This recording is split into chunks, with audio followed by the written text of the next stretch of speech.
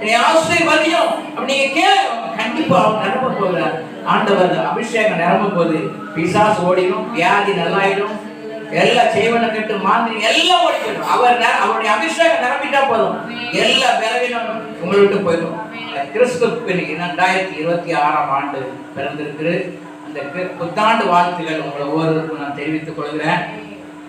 ஆண்டுடைய ஆசீர்வாதத்தை பெறும்படியாக இந்த ஆலயத்தில் ஆராதனை வேளையில கலந்து கொண்டிருக்கிற கர்த்தரை வார்த்தை கேட்கிற ஒவ்வொரு பிள்ளைகளுக்கும் கர்த்தர் நல்ல ஒரு வாக்குத்தத்தங்களை அவர் கொடுத்து கொண்டிருக்கிறார். இன்னைக்கு நமக்கு ஒரு வாக்குத்தத்தை, இந்த வசனத்தை கேட்க முடியாது இருக்கிற உங்களுக்கு ஒரு வாக்குத்தத்தை ஆண்டவர் கொடுத்திருக்கிறார். அந்த வாக்கு, நீ என் பார்வைக்கு அருமையானபடியால் கனம் பெற்றாய். நானும் உன்னை சிநேகித்தேன். ஆதலால் உனக்கு பதிலாக மனுஷர்களையும் உன் ஜீவனுக்கு ஈடாக ஜனங்களையும் கொடுப்பேன். அல்லேலூயா. பாருங்க, ஆண்டவர் சொல்றாரு, என் பார்வைக்கு அருமையானபடியால் கனம் பெற்றாய். ஆண்டவர் பார்வைக்கு நீங்களும் நானும் அருமையா இருக்கிறோம் சொல்றாங்க. நல்ல ஒரு பைபிள் அப்படி 4 பேர் பேசுறான்ல, இவருக்கு தாராளமா இவருக்கு ஒரு நல்ல மரியாதை பண்ணணும்ப்பா அப்படின்னு சொல்லுவாங்க. சில நல்ல மனிதர்கள் சில பாராட்டி விருது கொடுப்பாங்க. தலைவராக இருக்கிறவங்க நல்லது பண்ணாங்கன்னா அந்த ஊருக்கு அந்த தலைவர்களை கூப்பிட்டு அரசாங்கமே விருது கொடுக்கும், கனம் போடுவாங்க. கூப்பிட்டு சால்வை போட்டு அவங்க என்ன பண்ணுவாங்க, பரிசு கொடுத்து சால்வை கொடுத்து எல்லாரும் நம்ம வாழ்த்து தெரிவிப்போம், பாராட்டு தெரிவிப்போம், நல்லது பண்ணிருக்கீங்க இந்த ஊருக்கு, அதனால உங்களுக்கு விருது கொடுக்குறேன் அப்படின்னு சொல்லி தலைவர்கள்லாம் கொடுப்போம். அதே மாதிரி இந்த உலகத்தில் யார் நல்லது செஞ்சாலும் அவங்கள பாராட்டுறதுக்காக ஒரு கூட்டம் உண்டு. அவங்க சால்வை போட்டு சில பேர் கிரீடம் வச்சு என்ன பண்ணாங்க, வாழ்த்து தெரிவிப்போம். அது கனம் பண்ற மாதிரியா. ஆனால் ஆண்டவர் சொல்றாரு, என் பார்வைக்கு அருமையானபடியால் கனம் பெற்றாய். ஆண்டவர் பார்வைக்கு நீங்க அருமையா இருக்கிறீங்களா? அதனால ஆண்டவர் சொல்றாரு, வாக்குத்தத்தமா கனம் பெற்றாய். ஆண்டவர் கனத்தை கொடுத்துருக்காங்க, எங்க போனாலும் கனம் கிடைக்கும். ஆண்டவர் சொல்லிட்டார், நீ கனம் பெற்றாய். அது மாத்திரம் இல்ல, நானும் உன்னை சிநேகித்தேன். அவர் சிநேகித்தார் உங்களை.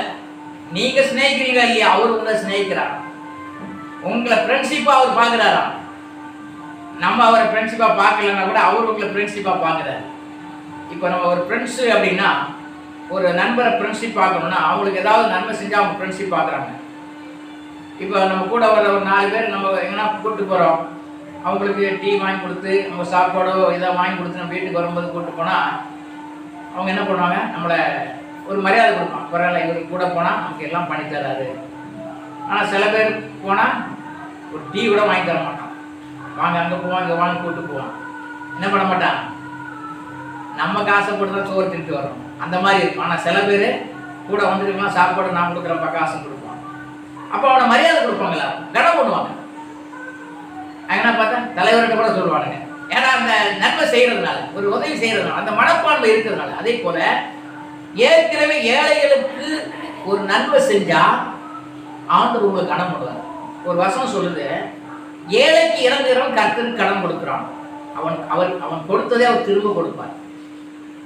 ஏழைக்கு நம்ம ஒரு சின்ன உதவி பண்ணா கூட நீ யாருக்கு சரி கடன் கொடுக்கலாம், ஆண்டவருக்கு கடன் கொடுக்குறீங்க, அதை திருப்பி கொடுப்பாரு. எப்படி கொடுப்பாரு தெரியாது, அதை கொடுப்பாரு.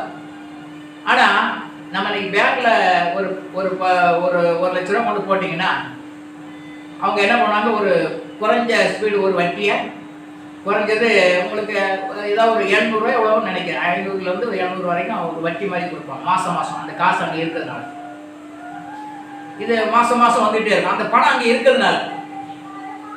ஆனால் ஆண்டவருக்கு நீங்கள் கொடுத்துட்டீங்கன்னா, ஏழைக்கு நீங்கள் கொடுத்துட்டீங்கன்னா, நீ 10 பேருக்கு செய்ய ஆரம்பிச்சுன்னா இது என்ன பண்ணா அப்படியே செய்யறதெல்லாம் சேர்ந்துட்டே வரும்.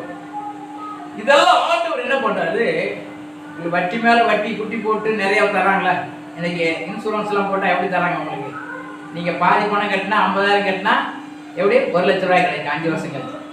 அதே மாதிரி நீங்க கொடுத்ததெல்லாம் அவர் 10 மடங்கா திருப்பி தருவார். அதான் பெரிய காரியம். நம்ம ஆண்டவர் கொடுக்குறது ஒரு பங்கு தான் கொடுக்குறோம். இன்னைக்கு தசம் பாகம் கொடுப்பாங்க சில பேர். இன்னைக்கு 10,000 சம்பாதிச்சா 1000 ரூபாய் தசம் வாங்க கொடுப்பாங்க. ஆனால் மிச்சத்தில் நம்ம ஆசுவாகமாக இருக்கிறதுக்காக அதை கொடுக்குறோம். தசம் பாகம் ஆண்டவர் நம்ம சம்பாதிக்கிறது ஒரு பங்கு கொடுக்குறோம். இப்போ நான் கூட என் வாழ்க்கையில் சம்பாதிக்கிற காசை 10,000 20,000 வந்தால் அதை எடுத்து 2,000 ரூபாய் எடுத்து வச்சுக்குவேன். அந்த காசு செலவு பண்ண மாட்டேன். அதை ஊழியக்காரர்களுக்கு, எனக்கு மேலே ஊழியம் பண்ணுறவங்களுக்கு, ஊழியக்காரர்களுக்கு கொடுப்பேன். கொடுத்து நான் அவங்களை ஜெபம் பண்ணிப்பேன். எனக்கு ஆசீர்வாதமா இருக்கு. அதனால எந்த குறையுமே வைக்கலாம். இது கர்த்தருக்கு கொடுக்கிற மரியாதை, கனம்.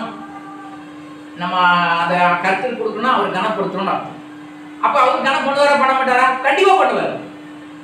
அப்ப நம்ம கனம் எப்படி பெற முடியும்னா, ஒரு 4 பேர் உதவி செஞ்சா நம்ம கனமே கிடைக்கும். 10 பேர் உதவி செய்யணும் நல்லா தான் சொல்லுவாங்க. ஆனா உதவியே செய்யாம எவ்வளவு வருமானம் வந்தாலும் எவ்வளவு சொத்து வந்தாலும் 10 பைசா கொடுக்கணும்னா கருவி, பிஸ்னாரி அப்படின்னு சொல்லி என்ன பண்ணுவாங்க ஜனங்களாம் சொல்லுவாங்க. ஆனா நல்லவன் யாருமே சொல்ல மாட்டாங்க. ஆனா 4 பேர் உதவி செய்ய ஆரம்பிச்சா 4 பேர் பாராட்டுவாங்க. எங்க போனாலும் உங்களுக்கு வணக்கம் அடிப்பாங்க, வாங்கக்கா வாங்கன்னா அப்படின்னு சொல்லி மரியாதை கொடுப்பாங்க. காரணம் அந்த நன்மை செய்யறது. அதான் ஆண்டவர் சொல்றார், ஏழைக்கு இறங்குறோம் கர்த்தர் கடமை. அவன் கொடுத்த திருப்பி கொடுப்பான். அப்ப திருப்பி கொடுக்கும்போது நீ 10 ரூபா கொடுத்தா 10 ரூபாய்க்கு தரமாட்டேன். 10 ரூபாய்க்கு பார்த்தீங்கன்னா 100 ரூபாய் ஆண்டவர் கொடுப்பான். இதுதான் பெரிய ஆசீர்வாதம். அப்போ ஆண்டவருக்கு கொடுக்கறதும் ஏழைக்கு கொடுக்கறதே கர்த்தர் கொடுக்கறதான். இப்ப கர்த்தருடைய ஊழியத்துக்கு கொடுக்குறோம். முதல்ல பைபிள் வசனம் சொல்லுது, முதலாவது ஆண்டவரை, முதலாவது தேவனுடைய ராஜ்யத்தை தேடணும், அப்போது நீதியை தேடணும், அப்போது இவையெல்லாம் கொடுக்கணும்னு சொல்லுங்க. நீங்க ஆண்டவர் தேடினாலே உங்களுக்கு ஆசீர்வாதத்தை அவர் கொடுக்க ஆரம்பிக்கிறார். கொடுக்க ஆரம்பிச்ச பிறகு இன்னைக்கு ஒண்ணுமே இல்லாம இருந்தோம், வேலையே கிடைக்காம நமக்கு ஒரு வேலை கிடைச்சிட்டு ஆண்டவர் தேடணும். நம்ம ஒரு சம்பளத்துக்கு வேலைக்கு போறோம், ஆண்டவர் நமக்கு என்ன பண்ணாரு, மாசான சம்பளம் தர்றாரு. அப்ப அவர் எப்படி கனம் பண்றோம்? ஏன்னா ஆண்டவரே இதை நீ கொடுத்தீங்களே நன்றி ஆண்டவரே, இந்த 10,000 உமக்கு கொடுக்குறேன். அவர் அவ்வளவு கேட்கல, ஒரு சின்ன கனம். அவரை எப்படி 10,000 கிடைச்சி ஒரு 1000 ரூபாய் அவர் கனம் பண்றோம். அதை நமக்கு போதனை செய்யற ஊழியர், நமக்கு மேலாக நம்ம ஜெபம் பண்றவங்களுக்கு நம்ம கொடுக்கும்போது அவர் ஆசீர்வாதத்தை கொடுக்குறார். இந்த கணத்தை அவர் கொடுக்குறார். அதான் சொல்ல, நீ அருமையானபடியால் கனம் பண்ணிட்டாய். அப்ப நீ செய்யறதெல்லாம் ஆண்டவர் பிடித்தவன். அதனாலதான் இந்த வாக்குத்தை ஆண்டவர் கொடுக்குறாரு. ஆண்டவர் உங்களுக்கு கனத்தை கொடுத்துருக்கிறார். எங்க போனாலும் கனம் கிடைக்கும். அதே போல என் வாழ்க்கையில நிறைய இடங்கள்ல கனம் கிடைச்சு ஆண்டவருக்கு இதை செய்ய ஆரம்பிச்ச பிறகு எனக்கு இந்த ஒரு தலைமைத்துவம், இந்த பாஸ்டர்கள் ஐக்கியத்தில் ஒரு தலைவராக, அங்கே ஒரு பத்திரிகையாளர் சங்கம் ஆரம்பிச்சு அதில் ஒரு தலைவராக, எல்லா இடத்துலையும் எனக்கு கனம் கிடைச்சி. போகிற இடத்துலலாம் நிறைய பேர் என்ன பண்ணுவாங்க, என்னை கனம் பண்ணி டவல்லாம் போட ஆரம்பித்தோம். எனக்கு நிறைய கனம் கிடைச்சிட்டு. காரணம் இதெல்லாம் ஆண்டவர் சொன்ன, நீ கனம் பெற்று. ஆனால் கனத்தை அவர் கொடுக்குறாரு. அவருக்கு கனத்தை ஒழுங்கா பண்ணாலே நமக்கு கனம் கிடைக்கும். அவரை கனம் பண்ணாலும் நமக்கு கனம் கிடைக்கும். அதான் படிங்க. அடுத்த ஒரு வசனம் சொல்லுது பாருங்க, 1 சாமுவேல் 2ஆம் அதிகாரம் 30ஆம் வசனத்துல ஆண்டவர் சொல்றாரு, ஆகையால் இஸ்ரவேலின் தேவனாய் கர்த்தர் சொல்கிறதாவது, உன் வீட்டாரும் உன் பிதாவின் வீட்டாரும் என்றைக்கும் என் சன்னதியில் நடந்து கொள்வார் என்று நான் நிச்சயமாய் சொல்லியிருந்தோம். இனி அது எனக்கு தூரமாய் இருப்பதாக என்னை கனம் பண்ணுகிறவர்களை நான் கனம் பண்ணுவேன், என்னை அசட்டை பண்ணுகிறவர்கள் கன வீரப்படுவார்கள் என்று கர்த்தர் சொல்கிறார். ஆண்டவரே சொல்றாரு, என்னை கனம் பண்றவங்க நான் கனம் பண்ணுவேன், என்னை கனவீனப்படுத்துறவங்க கனவீனப்படுவார்கள். ஆண்டவரை நீ கனம் பண்ணா நீ கனம் பண்ணப்படுவ, ஆண்டவரை கனவீனம் பண்ணா நீங்க கனவீனப்படுவீங்க. ஆண்டவர் யார் யார் கனம் பண்றாங்களோ அவங்களாம் கனம் பண்ணுவேன்னு சொல்றாரு. அப்ப இனிமேல் இதுவரைக்கும் நீங்க ஆண்டவரை கனம் பண்ணாம இருக்கீங்களா? இனிமேல் கனம் பண்ணி பாருங்க, உங்களை கனம் பண்ணுவாங்க, உங்களுக்கு மரியாதை கொடுப்பாங்க. இதுவரைக்கும் மரியாதை கொடுக்காதவங்களுக்கு மரியாதை கொடுப்பாங்க. ஆண்டவருக்கு நம்ம மரியாதை செலுத்தணும், ஆண்டவருக்கு கனத்தை கொடுக்கணும். அந்த கனத்தை நம்ம எப்படிதான் கொடுக்கணும்? அவர் எல்லா வீடு எல்லாத்தையும் கொடுத்து சொத்தெல்லாம் கொடுத்து ஆண்டவர் கேட்கல.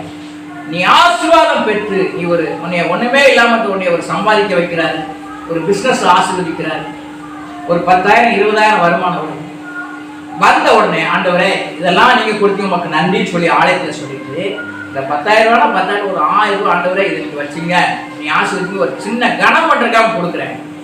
நம்ம பிச்சை போட்டவருக்கு உன்னை கனம் பண்றதுக்காக கொடுக்குறோம். அந்த அவர் பார்த்துட்டு இன்னும் பெரிய பெரிய கனம்லாம் நமக்கு கிடைக்கும். இதுதான் முதல்ல கனம். இந்த கனமே பண்ணாங்க ஒரு காலம் என்ன பண்ண முடியாது, எங்கேயுமே கனம் பண்ண முடியாது. அதனால சொல்ல, எனக்கு கனம் பண்ணவர்களே நான் கனம் பண்ணுவேன். இந்த வருஷத்துல 2026 சொல்றேன், நீ கனவீனப்படுத்த நீ எங்க போனாலும் கனவீனப்படுவேன். அல்லேலூயா. ஆண்டவரை மட்டும் கனவீனப்படுத்திட்டு ஆலயத்துக்கு வராம ஆண்டவருக்கு பிரியலாக காட்டுறதுக்கு நம்ம கனவீனப்படுவோம். ஆண்டவரை கனம் பண்ணி பாருங்க, ஆலயத்துக்கு வர்றதுல சீக்கிரமா வந்து ஆலயத்தில் ஏற்று கலந்து பாருங்க, அது கனம். அது மாதிரி நம்ம வாங்குற சம்பளத்துல ஒரு காணிக்கை எடுத்து ஆண்டவரேன்னு சொல்லி ஆலயத்தில் கொண்டு போட்டு ஆண்டவர் கொடுக்கும்போது ஆண்டவர் கனம் பண்றீங்க, அவர் பார்க்குற சந்தோஷப்படுறாரு, உங்களை கனம் பண்ணணும். இதெல்லாம் நமக்கு ஆண்டவர் செய்கிற காரியம். அடுத்த ஒரு வசனம் பாருங்க, 1 பேதுரு 1:7 சொல்றாரு, அழிந்து போகிற பொன் அக்கினியினால சோதிக்கப்படும், அதை பார்த்து வெளியேறப்பட்டதாக உங்கள் விசுவாசம் சோதிக்கப்பட்டு இயேசு கிறிஸ்து வெளிப்படுவது உங்களுக்கு புகழ்ச்சியும் கனமும் மகிமையும் உண்டாக காணப்படும் பேருக்கு சொல்றாரு. பொண்ணு பாருங்க அக்கினினால சோதிக்கப்படும். என்னதான் தங்கத்தையும் கட்டி வாங்கி வந்தா கூட அதை நெருப்புல போட்டு என்ன பண்ண புடம்பிட்டு அதை என்ன பண்ணாங்க, ஒரு ஒரு மோதிரமோ அல்லது கம்மலோ செயினோ ஏதோ பண்றாங்க. அதுக்கு பிறகுதான் அது ஒரு வடிவம் பெற்று நம்ம கழுத்துலயோ காதுலயோ வந்து ஏறுது. அப்போ தங்கம் வெளி புடமிடப்படுது அக்னியில. அதே போல நீங்க விசுவாசம் சோதிக்கப்படும். நீங்க ஆண்டவர் மேல விசுவாசம் வச்சிருக்கீங்க, ஆண்டவர் என்னை கைவிட மாட்டான்னு சொல்றீங்க. ஒரு பிரச்சனை வருது, காசு இல்லாத ஒரு கஷ்டம் வருது, அப்போ ஆண்டவர் என்னை கைவிட்டுட்டாரு அப்படி சொல்லக்கூடாது. ஜெபம் பண்ணணும், ஆண்டவரே நீ கொடுக்கிறவனுக்கு உதவி செய்ய, நிச்சயமா கொடுப்பீர், நீ கைவிட மாட்டேன் அப்படின்னு சொல்லிட்டு போய் கடன் வாங்கிட்டு ஆண்டவர் கொடுப்பாரு, கடன் வாங்கிட்டு அவர் விசுவாசம் போயிடும். நீங்க தாங்க இந்த காரியத்துக்கு எனக்கு தேவைப்படுது, ஜெபம் பண்ணிக்கிட்டே இருங்க, கொடுக்கலாம் விட்டுருங்க. அப்படிதான் ஆரம்பத்தில் நான் ஒரு வண்டி ஒரு பைக் வாங்கணும்னு சொல்லிட்டு 2 பேர் கேட்டாங்க, சார் பைக் எடுத்துங்க சார், எடுத்துட்டு டியூ கட்டுங்க சார். அந்த வேலையே வேணாம், டியூவே வேண்டாம், கொடுத்தா மொத்தமாக கட்டு கொடுத்தா நான் எடுப்பேன், இல்லை எனக்கு வேண்டாம் அப்படின்னு.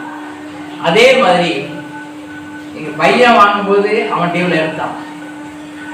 ஆனால் எனக்கு கட்டுறதுக்கு தகுதி இல்லை. ஆண்டவரே என்னால் முடியாது, ஒருவேளை எனக்கு நான் வருமானம் இருந்து போச்சு, நான் என்ன பண்ணுறது? அதனால நீங்கள் கொடுங்க, நான் அங்கே வாங்கிக்கிறேன், நீங்க கொடுக்கும்போது நான் வாங்கிக்கிறேன். அதே மாதிரி ஆர்டர் கொடுத்தாரு, காசு கொடுத்து தான் முதல் புது பைக்க கடன் இல்லாம வாங்கணும். அதே போல இன்னைக்கு விட எந்த பொருளும் என்ன பண்றதில்ல, யார் கொடுத்தாலும் டிவில வாங்குறதே இல்லை. நீ கடன் வாங்காது இருப்பாய், ஜாதி கடன் கொடுப்பாயின்னு ஆஸ்வதிக்கிறார். அப்ப கடன் வாங்காம இருந்து நம்ம பழகி பார்ப்போம். கடன் வாங்கிட்டு ஆண்டவரை கடன் வாங்கிட்டேன் கஷ்டமா கொடுக்க முடியலன்னு ஆண்டவர் சொல்லக்கூடாது. ஆண்டவரை நீங்க தாங்க சொன்னா அவர் தருவார். எப்படி தருவார், என்ன தருவார் தெரியாது. அதுதான் ஆபிரகாம் ஆண்டவர் அழைச்சாரு. அவரை அழைச்சி ஆண்டவர் அவனோட பேசிட்டு இருந்தாரு. அவனுக்கு ரொம்ப காலமாக குழந்தையே இல்லை. குழந்தையே இல்லாத பட்சத்தில் அவனுடைய மனைவி சொல்றா, நம்ம வீட்டில் இருக்கிற பெண்ணை பற்றி, நம்ம வீட்டில் வேலை செய்யலாம், அந்த பெண்ணை நீங்கள் திருமணம் பண்ணிக்க, அவங்களால நமக்கு புத்திர சந்தானம் வரட்டும் அப்படின்னு சொல்லிட்டு வற்புறுத்தினால அவர் 2ஆவதா ஒரு பெண்ணை கல்யாணம், அவருக்கு ஒரு குழந்தை பிறகு. ஒரு நாள் ஆண்டவர் சொல்றாரு, நீ ஆசீர்வதிக்கிறேன், உன்னை ஆசீர்வதிப்பேன்னு மறுபடியும் சொல்றாரு. ஆபிரகாமை கூப்பிட்டு, ஆண்டவர் நீங்க ஆசீர்வதிங்க ஐயா, என் வீட்டில் பிறந்திருக்க பிள்ளை தான் எனக்கு புத்திர சந்தானமா, எனக்கு குழந்தை இல்லையா ஆண்டவர், இந்த பிள்ளைய ஆசீர்வதிங்கன்றான். இல்ல இல்ல, உனக்கு ஒரு குழந்தைய தருவேன், அதுதான் உனக்கு சந்தானம், அதுலதான் இந்த பூமியெல்லாம் ஆஸ்வதிக்கப்படும், இதுல ராஜாக்கள் தோன்றுவார்கள் அந்த சந்ததியில, இதுதான் உனக்கு புத்திர உனக்கு கொடுக்குற பிள்ளை தான் உனக்கு என்ன பண்ணும் வாரிசு அப்படின்றார். அப்போ அந்த பிள்ளை அவங்க முதல்ல பிறந்த குழந்தை இருக்கும்போது இது சொல்லிட்டு ஆண்டவர் சொல்லிட்டு, சரி ஆண்டவரால் முடியும் அப்படின்னு விசுவாசித்தான். அதே மாதிரி ஒரு வருஷத்துல 99 வயசுல ஆண்டவர் அவனுக்கு வந்து 72 அழைச்சாரு. ஆனா அது வரைக்கும் என்ன பண்ணல, ஆண்டவர் செய்வேன் இதை செய்வேன், நான் உனக்கு வானத்து பூமியை உண்டாக்கின ஆண்டவர், நான் பேசுறேன், இந்த கடற்கரை மணலத்தினே அவனை ஆஸ்வதிப்பெல்லாம் சொல்லிட்டாரு.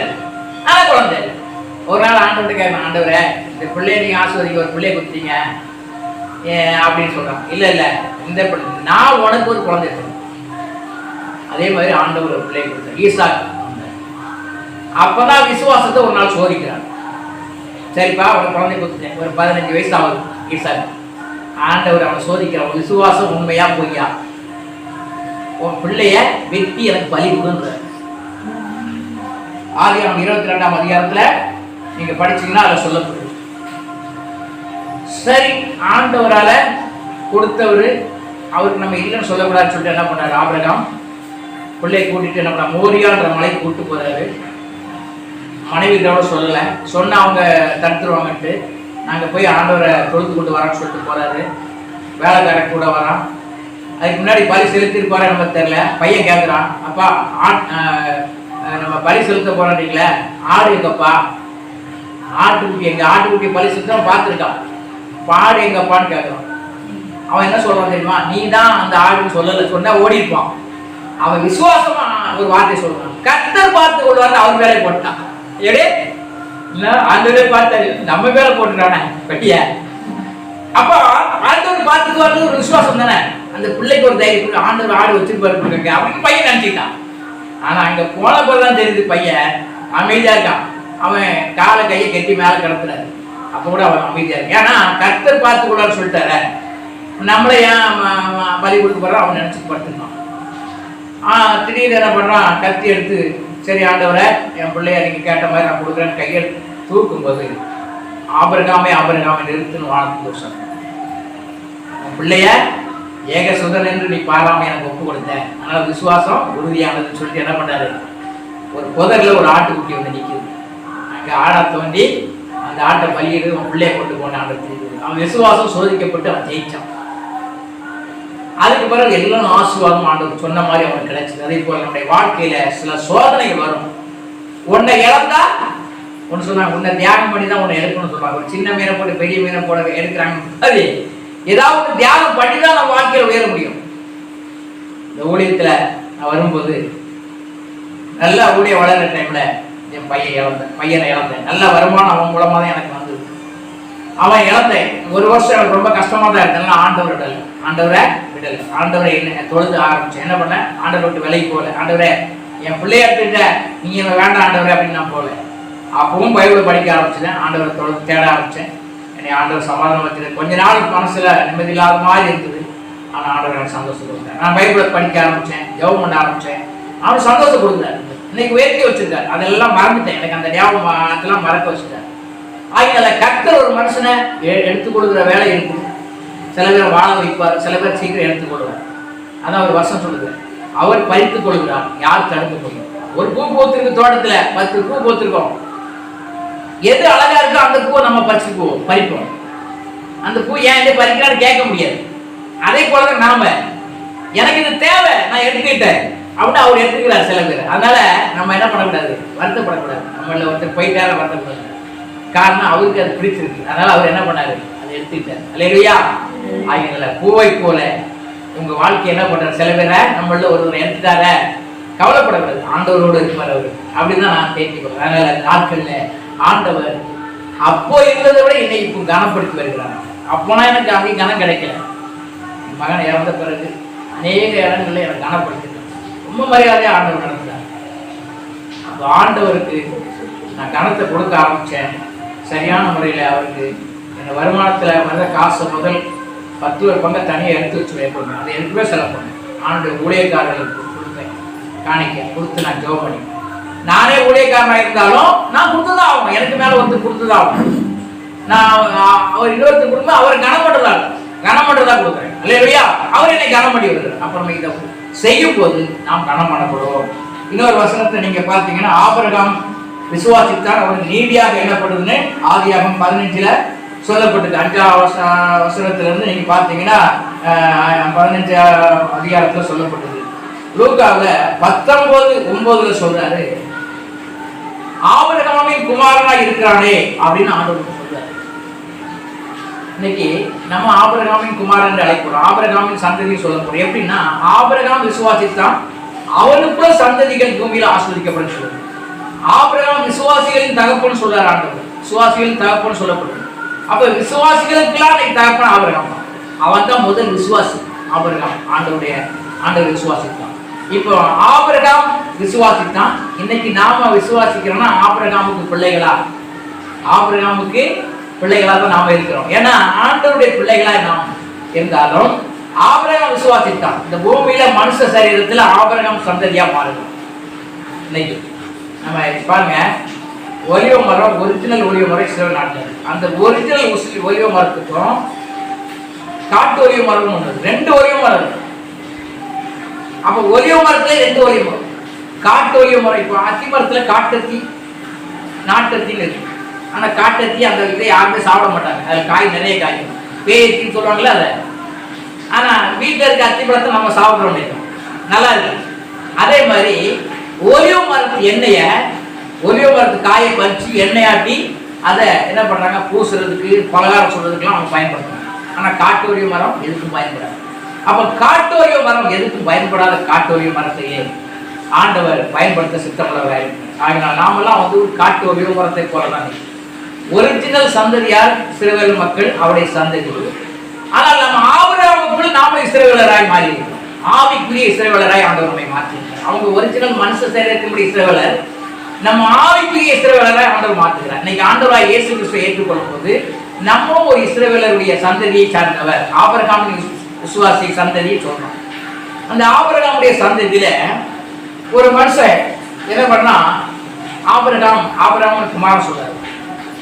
ஒரு நாள் இயேசு கிறிஸ்து பூமியில இருக்கும்போது சகையின் ஒருவன் என்ன பண்ணான், மரத்துல ஏறி இயேசுவை பார்க்கணும்னு ஆசைப்படுறான். அவன் நிறைய வட்டி வரி வசூல் பண்றவன், நிறைய காரியம்லாம் செய்யறான்னு சொல்றாங்க. அவன் இயேசுவை பார்க்கணும்னு ஆசைப்பட்டுருக்கான். லூக்காவில் பார்த்தீங்கன்னா 19ஆம் அதிகாரத்துல சொல்லப்பட்டிருக்கு, 9ஆம் வசனத்துல பார்த்தீங்கன்னா சொல்லப்பட்டிருக்கு. ஆண்டவருடைய வார்த்தை அவன் சொல்லுது, ஆபிரகாமின் குமாரன் சொல்றாரு. அவன் இயேசுவை பார்க்கணும்னு காட்டத்தி மரத்துல ஏறினான் அவர் வர்ற வழியில. ஏன்னா குள்ளனா அவன், வரி வசூல் பண்றவன். அவன் அந்த வழியில வந்து இயேசு அண்ணாந்து பார்த்து சகையில இறங்கி வாங்குறான். இன்றைக்கு நான் வீட்டில் தங்கணுன்றான்.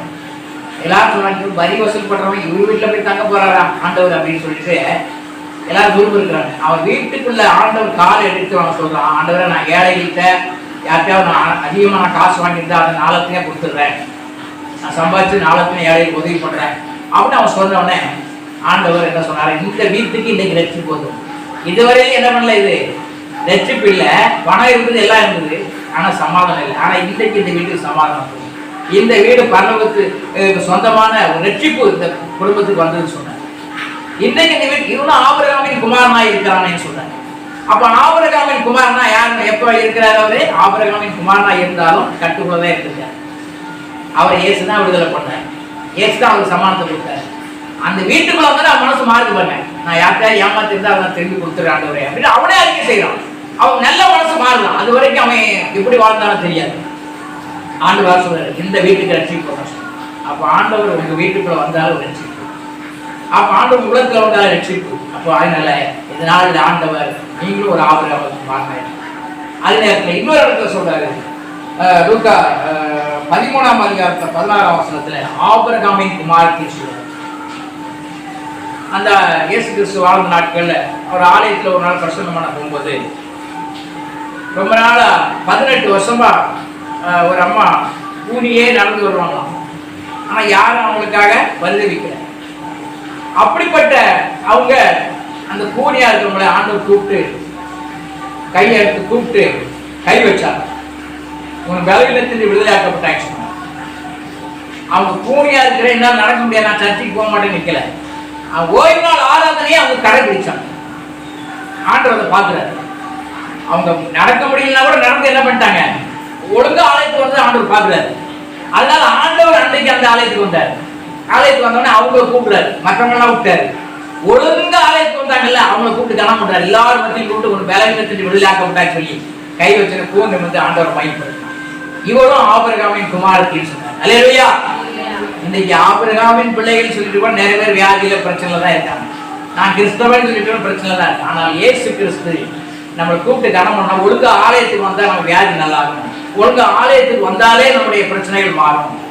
ஆலயத்துக்கு வந்தாலே ஆண்டவர் கனம் பண்ணுவார்.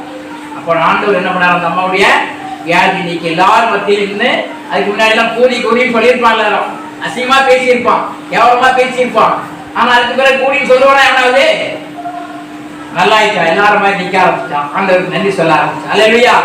அதே போல இன்னைக்கு நம்முடைய வாழ்க்கையில எல்லா குருடு எல்லாமே மறைஞ்சிடும். ஆண்டவருக்கு ஒழுங்கா வந்தாலே போதும், ஆலயத்துக்கு வந்தாலே போதும், ஒழுங்கு ஆண்டுடைய வார்த்தை கேட்டாலே போதும். இந்த வார்த்தை உங்களை குணமாக்கும், இந்த வார்த்தை உங்களை சுகமாக்கானால என் பார்வைக்கு அருமையானபடியாக கனவற்றாய் அப்படின்னு ஆண்டவர் சொன்னார். இப்போ ஆண்டோடைய பார்வைக்கு நம்ம பாருங்க, இன்னொரு வசனம் பார்த்தீங்க, எபிரேயர்ல 14, 13, 14ஆம் அதிகாரத்துல கூட சொல்லப்பட்டு ஆபிரகாம் குறித்து விசுவாசத்தை குறித்து சொல்றாரு. நிறைய காரியத்தை நம்ம சொல்லிட்டே போகலாம். ஆனா யோவான் 12ஆம் அதிகாரம் 26ஆம் வசனம் சொல்றாரு, ஒருவன் எனக்கு ஊழியம் செய்தால் பிதாவோட கனம் பண்ணுவார். ஆண்டவருக்கு யார் யார் ஊழியம் செய்யறாங்களோ அவங்களாம் பிதா கனம் பண்ணுவார்னு ஆண்டவர் சொல்றாரு. இப்ப ஆண்டவருக்கு நீங்க ஊழியம் செய்யறவங்கள உண்மையா ஊழியம் செஞ்சாங்க, ஆண்டவர் பார்வைக்கு உண்மையா ஊழியம் செஞ்சாங்கன்னா அவங்கள பிதா கனம் பண்ணுவார். அவங்க வேண்டிய எல்லா ஆசீர்வாதத்தையும் கொடுத்துருவாரு. ஊழியன்ற போர்வையில பேருக்காக போய் ஜெபம் பண்றோம், யாராவது காணிக்க தருவாங்களா அதுக்காக போய் ஜெபம் பண்றோம்னு போனா கனம் ஒரு நாள் கிடைக்காது. நம்ம ஒருத்தருக்காக ஆண்டவருடைய ஊழியத்தை செய்யறவங்க போய் ஜெபம் பண்ணோம், அவங்களுக்காக ஜெபிச்சு சோம்பு ஆண்டவரே ஜெபம் உபவாசம் போட்டு ஜெபிக்கும் போது ஆண்டவர் பார்க்கிறாரு. அந்த ஜெபத்தை ஒழுங்கா பண்றோமாயும் ஆண்டவரை பற்றி 4 பேருக்கு சொல்றோமா இருந்தா கண்டிப்பா ஆண்டவர் கனம் பண்ணுவார். கண்டிப்பா எந்த குறையும் வைக்க மாட்டார். வியாதி நல்லாவும் குணமாகவும் வியாதிகளாக சந்திக்கணும். ஏதோ ஒரு வீட்டுக்கு போயிட்டு ஜெபம் பண்ணா காணிக்கை கிடைக்கும் அப்படின்னு சில பேர் என்ன பண்ண பைபிள் எடுத்துட்டு போயிட்டு ஐயா தோத்துறோம் அப்படின்ட்டு ஒரு சின்ன ஜெபம் பண்ணிட்டு ஐயா ஊழியக்காரனா காணிக்கை கொடுங்கய்யா அப்படின்னு சொல்லுவாங்க. அதெல்லாம் ஆசீர்வாதம் கிடையாது. ஜெபம் பண்ண வேண்டியது, நான் யாருக்கும் காணிக்கை கொடுக்கலாம் கேட்க மாட்டேன். ஜெபம் பண்ணுவேன், நீங்க சர்ச்சைக்கு வாங்க, ஆண்டவர் விடுதலை கொடுப்பேன். ஆண்டவர் என்ன சொல்றாரு இப்படி செய்யும். எனக்கு காணிக்கை கொடுக்கலாம் நான் யார்ட்டையும் கேட்க. அவங்களா கொடுத்தாங்கன்னா ஆண்டவரை ஆசீர்வதித்து பல மடங்காய் திருப்பி தாரேன்னு ஜெபம் பண்ணுறோம். இப்போ கொடுக்காதவங்கள நம்ம கேட்கக்கூடாது. அவங்க கனம் பண்ணாங்கன்னா அவங்களுக்கு கனத்தை கருத்து கொடுத்துருவாரு. ஊழியக்காரன் போனான்னா ஊழியக்காரன் கனம் பண்ணா ஆண்டவர் கனம் பண்ணுவாங்க இல்லையா? ஆகவே கனம் என்பது நாம இன்னைக்கு கேட்டு வாங்குறது சில இடத்துல இருக்கு. ஆனால் தானா இவர்கள் கனம், தானா கனம். நம்ம செய்ய வேண்டியது ஒழுங்கு ஆலயத்துக்கு போனா ஆண்டவர் கனம் பண்ணுவார். ஆண்டவருக்கு காணிக்கை கொடுத்து ஆண்டவரை கனம் பண்ணா நம்மளுக்கும் அதிகமா ஆசீர்வாதத்தை கொடுப்பார், அதிகமா கனம் பண்ணுவார். அப்ப ஆண்டவர் நம்ம எப்படி கனம் பண்றோமா இல்லையா? அதான் இன்னைக்கு ஆண்டவர் சொல்றாரு, நீ என் பார்வைக்கு அருமையானபடியால் கனம் பெற்றாய். பார்வைக்கு அருமையா நீங்க செய்யறது சரியா இருந்ததுன்னா நீங்க கனம் பெற்றாய் சொன்னார். அதே மாதிரி என்னை கனம் பண்றதை நான் கனம் பண்ணுவேன். என்னை கனவீனப்படுத்துறோம்னா நீ கனவீனப்படுவேன். எங்க போனாலும் அசிங்க போடுவாங்க, வேதனை போடுவேன். இன்னைக்கு கனம் பண்ணிப்பாரு. நான் போற இடத்துலாம் உனக்கு டவல் போட வைப்பேன், போன இடத்துலாம் உனக்கு மரியாதை கொடுக்க வைப்பேன். ஆண்டு சொல்றேன், நீ ஆண்டவருக்கு கனம் முதலிடம் கொடுப்பேன், ஜபத்துக்கு முதலிடம் கொடுப்பேன்.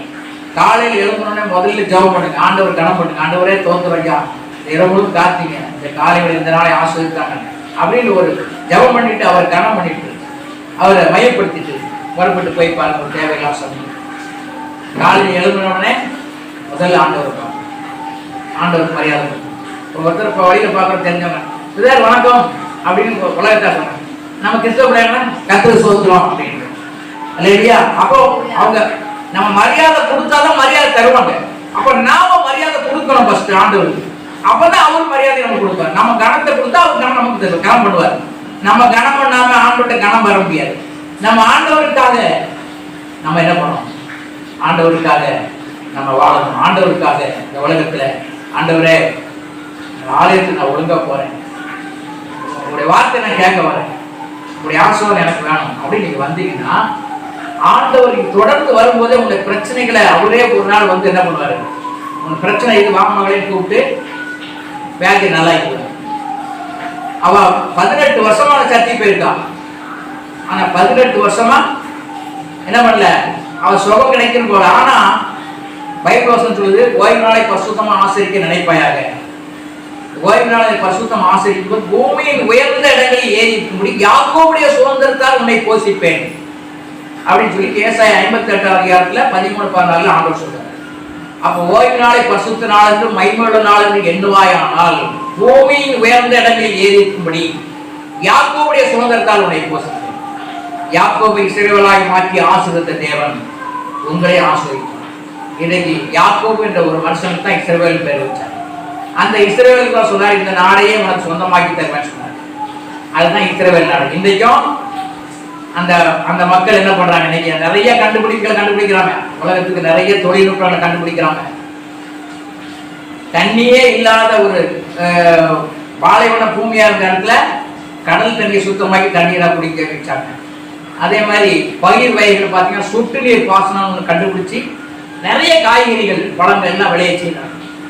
இப்படி ஆண்டவர் அவங்களை ஆசீர்வதித்து கனம் பண்ணியிருக்கிறார். ஆகவே இதனால அந்த இஸ்ரவேல் அந்த யாக்கோபை போல உயர்வை ஆசீர்வாதத்தை உங்களுக்கு கொடுக்க, அது ஆண்டவரே சொன்ன வார்த்தை. ஓய்வு நாள் தோறும் ஆண்டவர் ஒழுங்கா தேடணும், ஞாயிற்றுக்கிழமை தோறும் ஒழுங்கா வந்தாலே உன்னை நான் கனம் பண்ணுவேன், உன்னை உயர்த்திடுவேன், உன்னை ஆசீர்வதிப்பேன், மேலான இடத்துல வைப்பேன் சொல்றேன். அதனால இன்னைக்கு ஓய்வு நாள் ஞாயிற்றுக்கிழமை ஆராதனை தொடர்ந்து வாங்க, கர்த்தர் உங்களை ஆசீர்வதிப்பார். ரெண்டாவது, நம்ம ஆண்டவர் ஏற்றுக்கொண்ட பிறகு நம்ம வாங்குற எல்லா காணிக்கையிலையும் நான் எடுத்து முதல்ல ஆண்டவரை வச்சு ஒரு ஊழியக்காரனை வச்சு இறங்குறேன், காணிக்கை கொடுத்துருவேன். ஆண்டவர் காணப்படும், ஆண்டவரே என்னை ஆசீர்வதிங்க, எனக்கு இவ்வளவு கொடுத்துறீங்க, இந்த காசுல ஒரு பகுதியை உனக்கு தர ஆண்டவரை சொல்லி நான் கொடுக்க. அது கொடுக்கும் போதெல்லாம் எனக்கு குறைவே இல்லை. அடுத்த மாசம் வரைக்கும் எனக்கு பாக்கெட்ல குறையில்லாதபடி ஆண்டவர்கிட்ட கடன் வாங்காதபடி செய்யறேன்.